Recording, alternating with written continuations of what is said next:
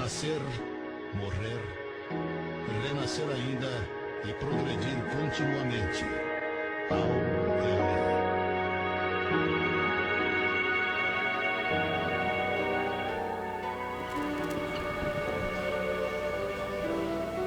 viver. Boa noite, boa tarde. Nós vamos iniciar. Então nós vamos fazer da seguinte forma.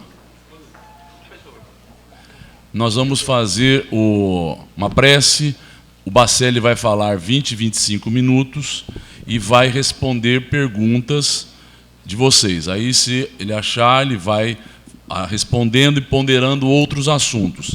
Então eu quero que vocês entreguem as perguntas para o Elinho, para o Carlão, para o Roberto, para que a gente vá fazendo a coisa ficar dinâmica. Tá bem? Então nós vamos iniciar. Então ele vai falar e vocês vão fazendo perguntas por escrito, entreguem ao Roberto ou ao Elinho, para a gente poder fazer esse dinamismo. Então vamos iniciar. Então vamos fechar os nossos olhos para que possamos elevar o nosso pensamento até Deus, nosso Pai, rogando a Jesus, o nosso Mestre, amigo incondicional das nossas vidas. Senhor Jesus, somos agradecidos pela esta oportunidade, que cada um de nós possa aprender, possa reter em seus íntimos ensinamentos, experiências, vivências tão importantes e oportunas a cada um de nós.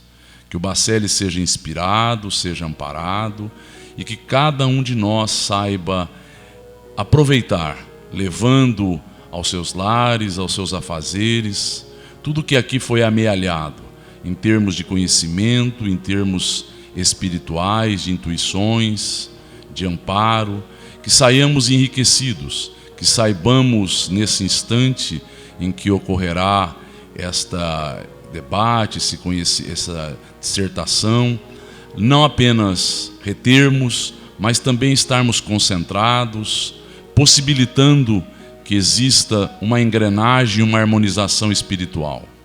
E assim, agradecemos o amparo de amigos espirituais ligados a esta casa, a Dona Emília Santos, ao tio Rolandinho, a tia Bebé, a Dona Irma Ragazzi Martins, a Dona Benedita Fernandes, a equipe espiritual que acompanha o Bacelli, irmão José, Odilon Fernandes, Inácio Ferreira e tantos outros espíritos que amparam para que possamos estarmos todos amparados e harmonizados, rogando que sejam afastadas as influências doentias, confiantes nesta proteção, é que vamos iniciar a reunião da tarde e noite, dando graças a Deus.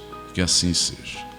Então nós vamos dizer para vocês que o Bacelli é conhecido, é alguém que está devotando a sua vida à doutrina espírita, lançando mais um livro do Dr. Inácio, fazendo com que cada um de nós possa reter esses conhecimentos. Os livros estão lá à frente e posteriormente ele estará aqui autografando. Então vamos deixá-lo à vontade.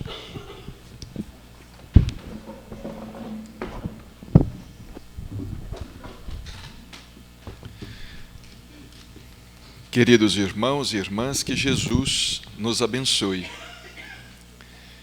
É uma alegria, como sempre, uma alegria muito grande, estarmos de volta a esta casa, Araçatuba, cidade onde temos muitos amigos, companheiros de longa data, irmãos e irmãs do coração.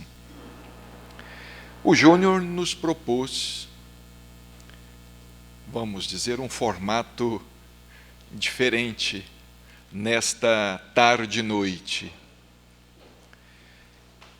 que nós discorrêssemos durante uns 20, 25 minutos sobre determinado tema e depois pudéssemos responder a certas perguntas dentro do possível. Não que nós estejamos preparados para responder todas as questões formuladas, assim pudéssemos responder a todas elas. Mas, na medida do possível, nós estaremos aqui para este diálogo que esperamos seja proveitoso. Vocês nos irão permitir dizer, não é do nosso feitio corriqueiramente, mas vocês haverão de nos permitir dizer que na nossa palavra de agora gostaríamos de destacar 2 livros do Dr. Inácio Ferreira, pelos seus títulos e pelo seu conteúdo, que nos auxiliam a nos aproximarmos um pouco mais da compreensão que precisamos ter a respeito da vida além da morte. A vida além da morte, a vida no plano espiritual, sempre foi muito enigmática, sempre foi muito misteriosa, insondável mesmo para as religiões tradicionais. A ciência de orientação materialista quase sempre, não sempre, a ciência ainda não se pronunciou a respeito, não tem feito pronunciamentos a respeito. E as religiões, as principais religiões, consideradas aquelas que possuem maior número de seguidores no mundo, são religiões extremamente conservadoras. Como, por exemplo, o hinduísmo, o budismo, o judaísmo, o islamismo, o próprio catolicismo, que muitos insistem em chamar de cristianismo, mas não é uma denominação correta, porque a característica de ser cristã não pertence apenas à religião católica. A doutrina espírita também é uma doutrina cristã. O protestantismo é uma doutrina também cristã. Essas consideradas 5 maiores religiões do mundo, pelo menos conforme dissemos, em seu número de adeptos, essas religiões são conservadoras. Elas não avançaram. No espaço e no tempo, elas não progrediram. Elas praticamente permaneceram como nasceram. O hinduísmo com os seus livros sagrados, o budismo com a filosofia, com o pensamento de Buda, o judaísmo com as escrituras sagradas, com seus livros sagrados, o islamismo com o Corão, que tem sido até objeto de grandes problemas no que tange ao relacionamento humano. A teologia católica também não avançou no que diz respeito ao conhecimento, à transmissão do conhecimento em torno da imortalidade. As religiões, basicamente, se limitam, como não poderia deixar de ser, a serem espiritualistas, crendo na existência de um Criador e na imortalidade. Agora, isso não nos basta. Isso, se em algum tempo, em alguma época, foi suficiente para nós, para o nosso pensamento, se alguma época isso nos bastou, apenas esse ensinamento ou essa proclamação da imortalidade nos bastou, hoje já não nos basta, porque tudo avança, tudo progride, o pensamento avança, e nós queremos saber o que existe além da chamada morte. O que é o espírito? Como o espírito sobrevive? O que é o mundo dos espíritos?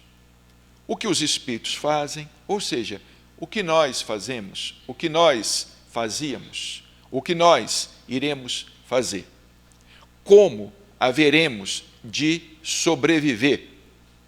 Como haveremos de continuar além da morte do corpo físico, do corpo carnal? O Espiritismo representou, e aqui nós não estamos fazendo apologia, não estamos aqui tensionando fazer proselitismo de arrastamento. O Espiritismo, que nos foi revelado pelos próprios Espíritos, porque sabemos, o Espiritismo não foi uma criação de Allan Kardec. Allan Kardec ele se colocou como codificador, como organizador, embora a sua genialidade, embora a sua grandeza intelectual, ele se colocou como que um entrevistador dos espíritos. Segundo Allan Kardec, o espiritismo ele se caracteriza por ser de origem divina, de iniciativa dos espíritos e fruto do trabalho do homem.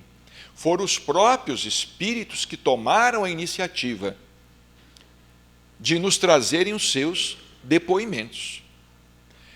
Espíritos considerados de uma hierarquia mais elevada, como também espíritos comuns, conforme as comunicações que estão lá no livro O Céu e o Inferno, que é o quarto livro do Pentateuco, o quarto livro da codificação kardeciana.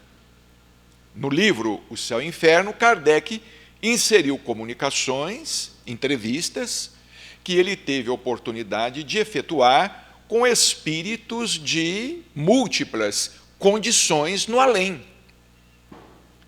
Porque se nós obtivéssemos apenas, digamos, comunicações de espíritos superiores, nós ficaríamos apenas com a visão daqueles espíritos.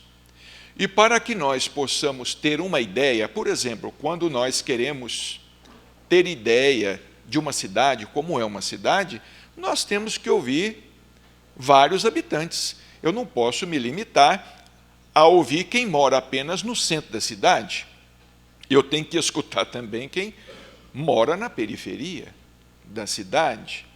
E Allan Kardec escutou os habitantes do centro do mundo espiritual, mas ele foi ouvir também os habitantes da periferia do mundo espiritual, para que eles pudessem nos trazer os seus depoimentos.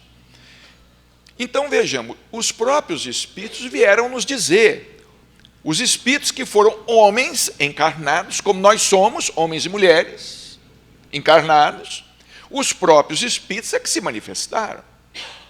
E se manifestaram de maneira retumbante, de maneira a não se poder negar absolutamente, porque os fenômenos começaram na América do Norte de uma maneira muito ostensiva e se estenderam por toda a Europa e chegaram até a América do Sul, chegaram até o Brasil. O fenômeno das mesas girantes, assim consideradas, o fenômeno das mesas que giravam, das mesas que dançavam. E os espíritos vieram nos trazer informações a respeito da vida além da morte. Por isto que Allan Kardec, que fundou a Revista Espírita, Allan Kardec ele subintitulou a Revista Espírita de Jornal de Estudos Psicológicos, porque pela primeira vez na história, alguém ousava fazer incursões na psicologia da vida espiritual, a fazer incursões na psicologia dos seres que sobrevivem, que somos todos nós, dos espíritos. E auscultá-los, entrevistá-los. E esses espíritos, então, vieram nos falar sobre o mundo dos espíritos. Mundo dos espíritos. E no Livro dos Espíritos há uma consideração muito interessante, porque os espíritos, eles disseram a Kardec que o mundo dos espíritos, ou chamado mundo espiritual, é um mundo pré-existente. Pré-existente. Quer dizer, ele existe antes que a Terra existisse. Existe o mundo espiritual. Antes que a Terra existisse. É pré-existente e sobrevivente a tudo. Pré-existente e sobrevivente a tudo. Por ser espiritual. Nós sabemos que a Terra vai deixar de existir um dia, o Sol vai deixar de existir um dia. Existem estrelas que já se apagaram. A ciência diz isto. Existem estrelas que já se apagaram, mas nós estamos ainda, o seu reflexo, a sua luminosidade, ela está viajando no espaço. Imaginemos a que distância essas estrelas se colocam para que elas já estejam mortas. Então, aquela tal história, nós estamos olhando para o céu, mas nós não estamos olhando para o céu real.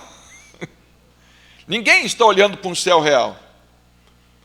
Não é? Aquela história que um filósofo pré-socrático certa vez disse que ninguém entra no mesmo rio 2 vezes seguida.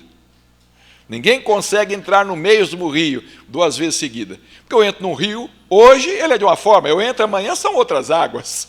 Aquelas águas já foram. O leito do rio é o mesmo, mas o rio não é o mesmo. Não é? Isso aí é uma coisa interessante. Mas então vejamos, os espíritos, eles nos trouxeram a revelação do mundo dos espíritos. Agora, essa tarefa de entender o que é o mundo dos espíritos, o universo dos espíritos, é uma tarefa difícil. É uma tarefa que não é empreendida de uma hora para outra. Nós não temos todas as respostas a todas as perguntas, e não vamos ter por enquanto. A ciência não tem todas as respostas. Filosofia não tem todas as respostas. A religião não tem todas as respostas. Mas a especulação é válida. Eu costumo citar um exemplo que eu acho muito interessante. É o seguinte. A primeira edição do Livro dos Espíritos, Kardec soltou, no dia 18 de abril de 1857, tinha só 501 perguntas e 501 respostas. Na segunda edição do livro, em 1860, eram 1019. Ou, segundo algumas traduções, 1018. Algumas traduções, porque tem algumas perguntas que se desdobram em A, B, C. Então, vejam, mais do que dobrou. Quer dizer, Kardec continuou fazendo o quê? Perguntando.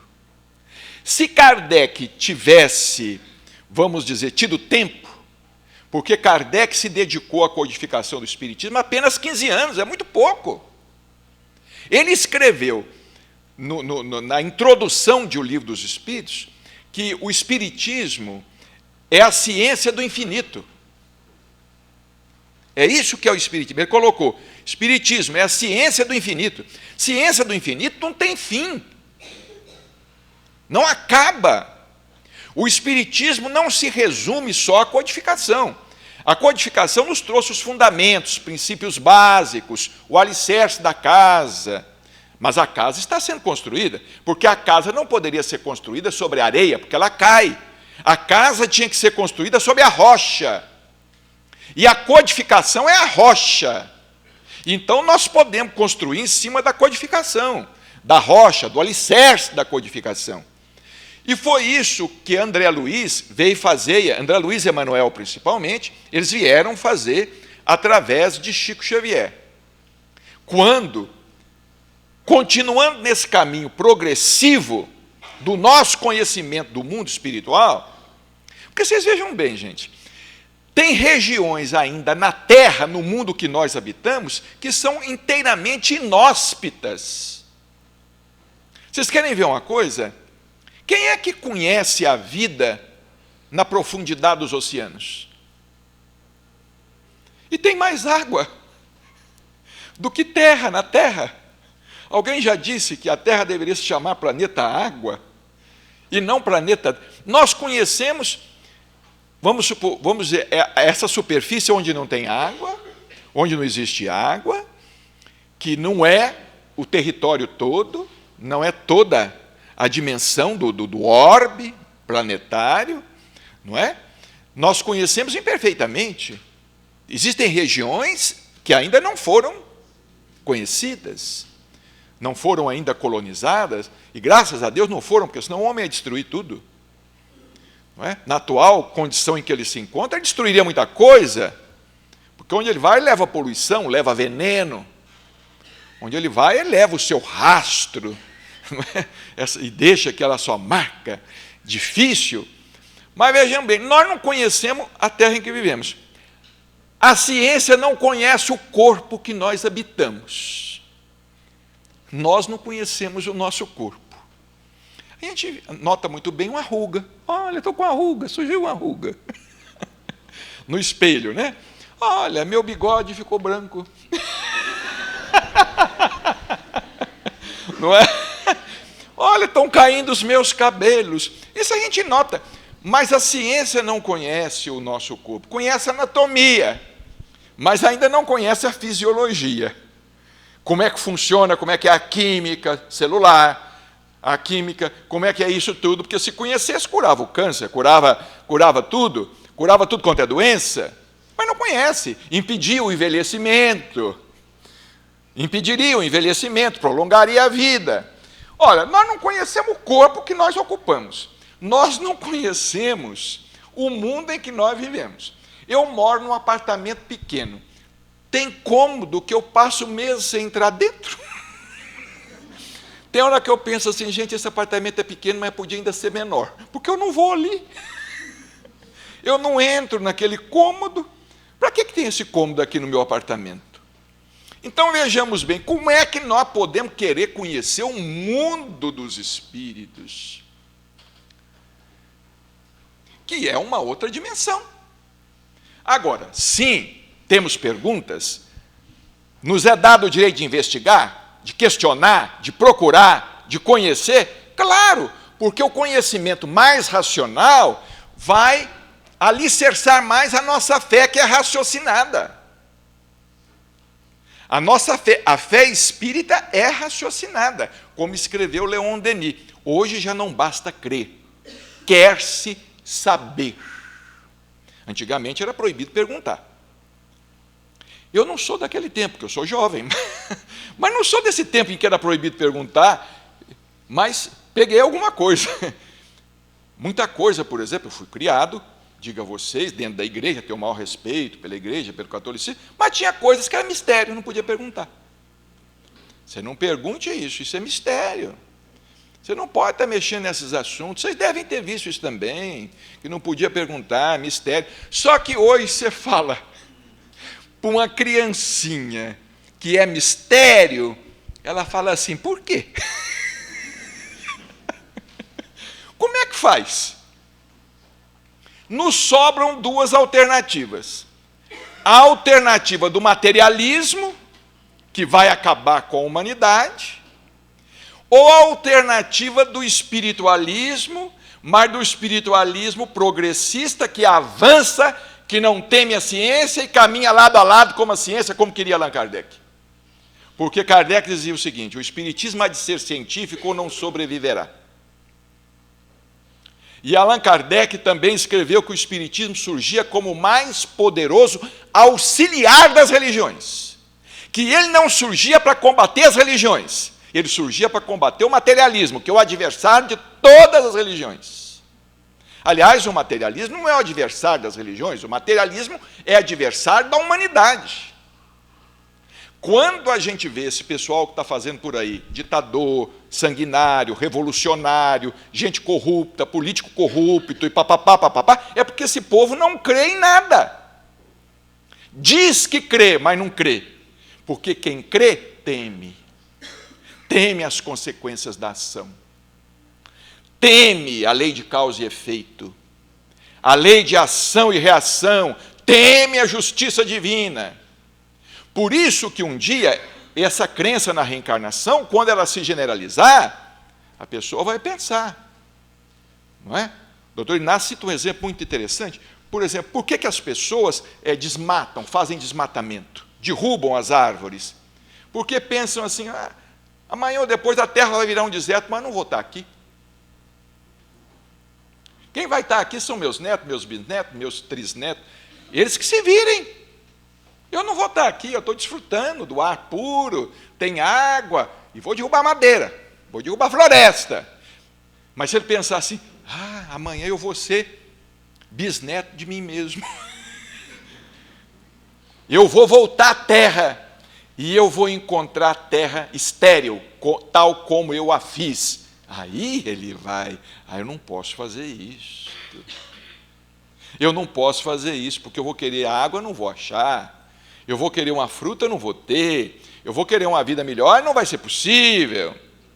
Bom, mas o tempo está correndo aqui, e eu pedi permissão a vocês para citar 2 livros do doutor Inácio, ainda não citei, mas eu estou só no preâmbulo. O Luiz costuma dizer que meus preâmbulos são maiores do que as minhas palestras. Mas é preciso fazer uma preparação antes. Mas vejamos bem, eu gostaria de citar 2 livros dele pelo título. Claro que ele não tem, como espírito, e muito menos nós, na condição de instrumento mediúnico, pretensão alguma. Mas ele publicou um livro interessante. Espírito é gente. E depois publicou outro em seguida. Mundo espiritual é planeta.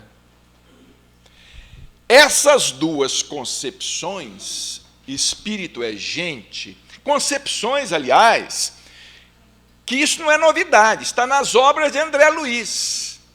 Mas isso está de uma maneira muito implícita, que é dada a aprender apenas por aqueles que estudam, refletem, apenas por aqueles que surram o livro.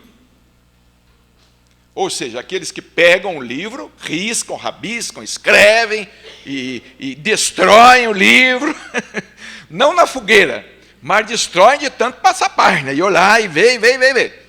Agora, aquele que lê, por exemplo, Nosso Lar uma vez só, põe ali. Fala assim, eu já li.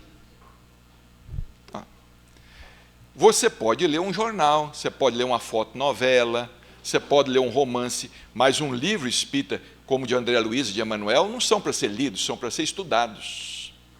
Por isso que os espíritos falam que o centro espírita é um hospital, mas é também uma escola. Centro espírita é o hospital, porque nós somos todos espíritos doentes. Estamos aqui recebendo tratamento. Se alguém aqui não é doente, melhor, mas nós somos doentes. Diz doutor Inácio, a imperfeição espiritual é uma doença. Só da gente ser imperfeito é doente. Os espíritos dizem que aqui é uma oficina, porque olha o tanto de trabalho que tem aqui. E não só aqui.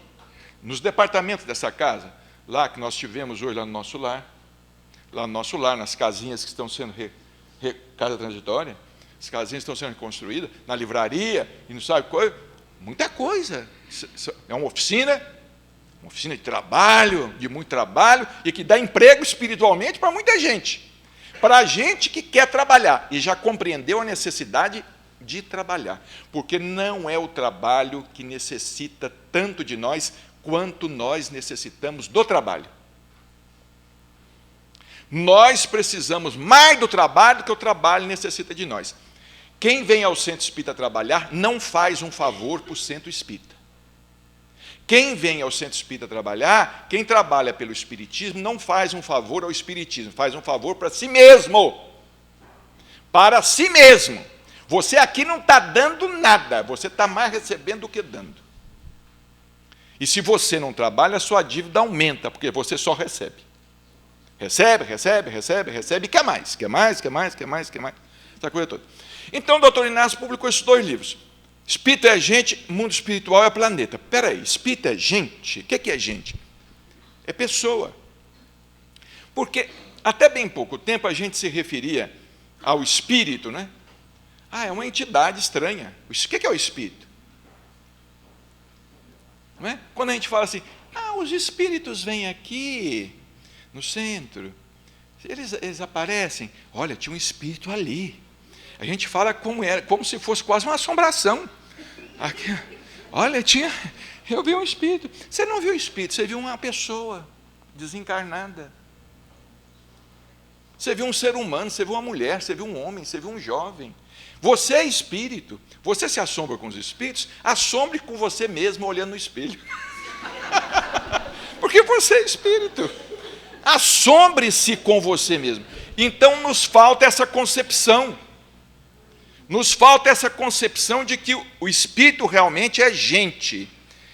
O doutor Inácio fala, espírito é pessoa, é ser humano. É ser humano. Porque quando nós saímos do corpo, nós não saímos na condição de anjos. Quem nos dera. Não é? Quem nos dera sair do corpo na condição de anjos. Eu gostaria imensamente de não voltar mais aqui. E largar vocês, raça de víboras. Como dizia João Batista, raça de víboras, até quando vos suportarei? Mas é uma coisa interessante, mas só que a realidade não é essa. Você é Maria, você vai se ver fora do corpo Maria. Você é José, vai se ver fora do corpo José. Você é uma pessoa boa, vai se ver fora do corpo na condição de uma pessoa boa, porque não é o corpo que é o espírito que é. O corpo é roupa, é vestimenta, veste e tira. O corpo é revestimento apenas. O espírito é que é.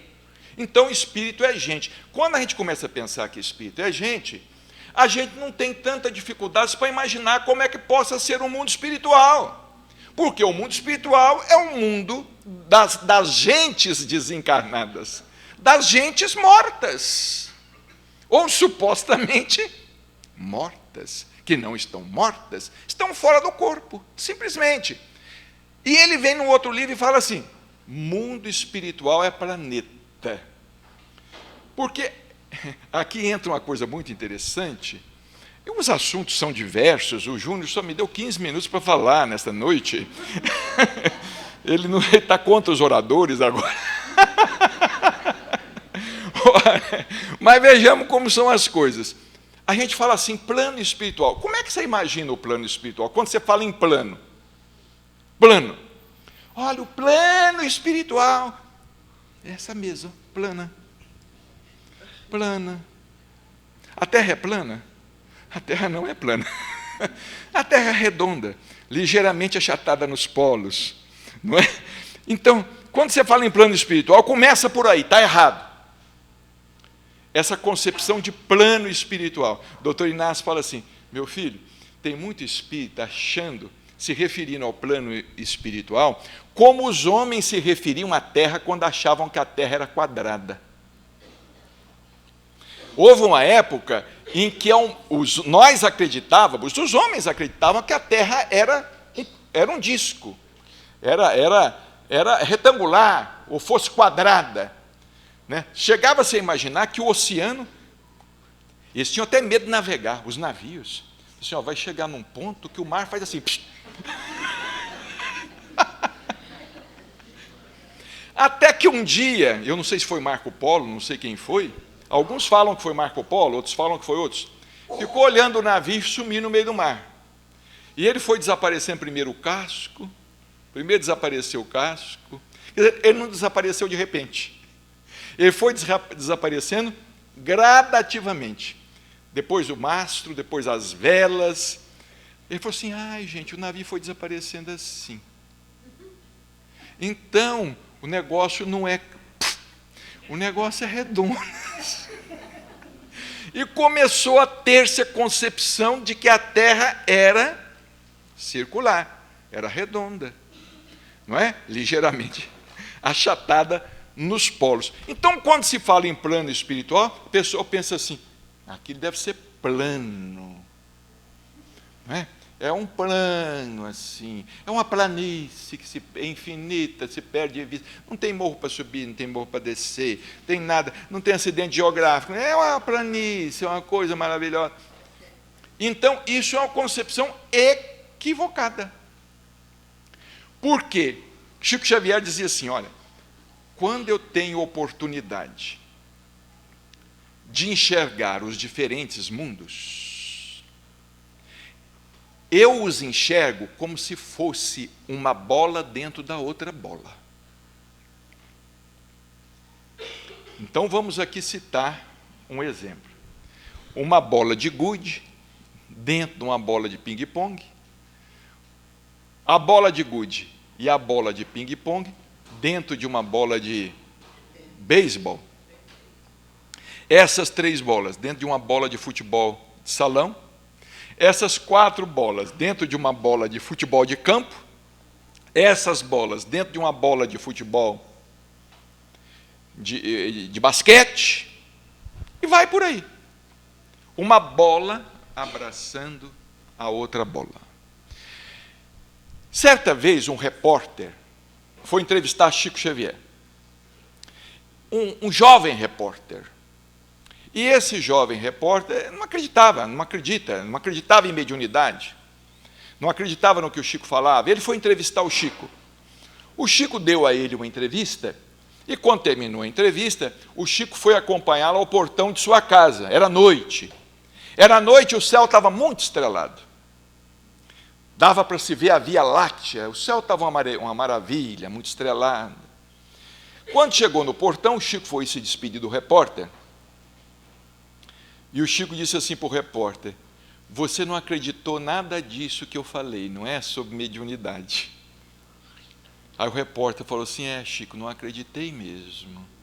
Eu não acredito mesmo nesse negócio. Aí o Chico resolveu perder uns minutinhos com ele. Aí o Chico falou assim, olha para cima, você está vendo o céu estrelado? Aí o repórter olhou, estava uma noite muito bonita, e falou, estou vendo. Aí o Chico falou assim, conta as estrelas. Aí o repórter disse assim, Chico, mas como é que eu vou contar? É infinito. Aí o Chico botou o dedo na testa dele assim, ó.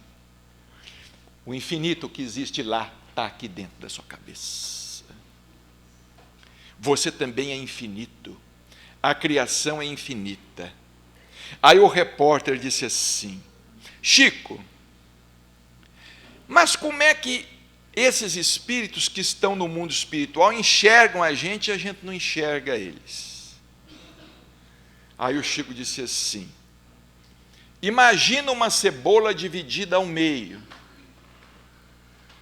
Quando você imagina uma cebola dividida ao meio, ela é cheia de camadas, não é? Olha uma bola dentro da outra. Tem um núcleozinho da cebola, depois vem uma camadinha, outra camadinha, outra camadinha, outra camadinha, até... São camadas concêntricas. O Chico disse assim, as diferentes dimensões são assim. Quem está na camada de cima da cebola sabe o que se passa na camada de baixo, ou conhece o que se passa na camada de baixo. Mas quem está na camada de baixo não suspeita sequer da existência da camada de cima. Aí o repórter disse assim: Chico, quer dizer que então Deus há muitas que Jesus quis dizer há muitas moradas na casa do Pai? É isto? Aí o Chico falou: é isto, meu filho. É como se fosse uma cebola. Aí o Chico disse assim: Deus é um grande plantador de cebolas. E ele disse assim: há muitas cebolas na casa do Pai. A terra é uma cebola. Não apenas a terra, mas essas dimensões que constituem, vamos dizer, o nosso sistema aqui evolutivo, são várias camadas. A terra é uma camadinha da cebola. Tem uma camada para cima, a gente nem suspeita que ela existe. Agora, quem está na camada de cima sabe que tem uma camada embaixo. E André Luiz nos trouxe essa revelação. Qual que é essa camadinha que nós conhecemos, que está no centro da cebola? André Luiz chamou de abismo.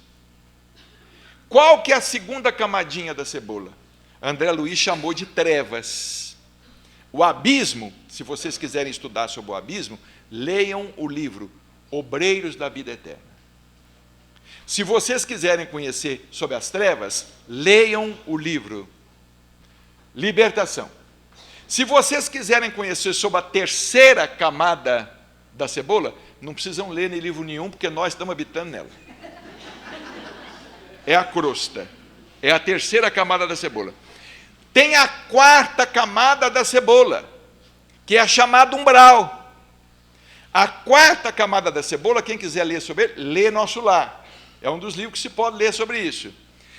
Depois tem uma quinta camada da cebola. Quem quiser ler sobre a quinta camada da cebola, leia a Quinta Terra, que a Domingas escreveu. Leia o livro A Quinta Terra, fazer propaganda, que a Domingas teve a oportunidade de escrever. E são 7 esferas espirituais. Bom, Júnior, seus 15 minutos viraram aqui, por minhas contas, eu acho que 40, 45. Eu vou encerrar. Pode ficar tranquilo, vou encerrar agora. Olha, então vejamos bem como isto é uma coisa interessante. Agora, o Espiritismo é uma doutrina de caráter tão científico que, para nós entendermos essas questões de dimensões, nós precisamos entender um pouquinho do que seja matéria e energia. O que é matéria e energia? Por exemplo, vocês querem ver? Quando eu estudava, se dizia que o átomo era indivisível. É a menor partícula da matéria, era o átomo, era a cidadela última. Depois dividiram o átomo, encontraram vários elementos, vários corpúsculos. Agora chegaram ao que estão dizendo que é a partícula de Deus. É o chamado bóson de Higgs. Assim, nós chegamos no último reduto da matéria. Não chegou. Pode dividir mais. Vai dividir mais. Avançando. Então, de repente, o átomo foi dividido, subdividido, está subdividido, e vai continuar sendo subdividido, e a ciência antes materialista vai pular para o mundo espiritual. Porque isso é um salto quântico para a vida espiritual. Agora eu vou dizer uma coisa a vocês. Essa expressão colônias espirituais está completamente errada. Nós não podemos falar em colônia espiritual, porque não dá uma ideia da realidade. É preciso que nós falemos em cidades espirituais, que é uma ideia muito mais próxima da realidade. Não é a colônia de Nosso Lar, é a cidade de Nosso Lar, que é uma metrópole. É uma metrópole. Quando André Luiz escreveu a respeito dessa cidade de Nosso Lar no mundo espiritual, em 1943, a cidade tinha já 1 milhão de habitantes. Diz o doutor Inácio que hoje lá já está botando gente pelo ladrão. Porque em 1943, Como é que era Araçatuba em 1943? Era uma colôniazinha. Aí sim, era uma vilazinha, certamente. Hoje é uma grande metrópole, é uma grande cidade, não é? Se as cidades crescem na terra, por que não crescem no mundo espiritual? Se existe evolução na terra, no plano espiritual não existe evolução? Quer dizer, os espíritos chegaram lá, chegaram no topo máximo, não continuam evoluindo? É claro que continuam evoluindo. Então, essa expressão colônia espiritual, eu não sou favorável. Agora, no livro Nosso Lar, existe essa expressão várias vezes, colônia, porque o livro foi escrito em 1943. E Nosso Lar foi fundada por portugueses. E os portugueses tinham a mania de colonizar.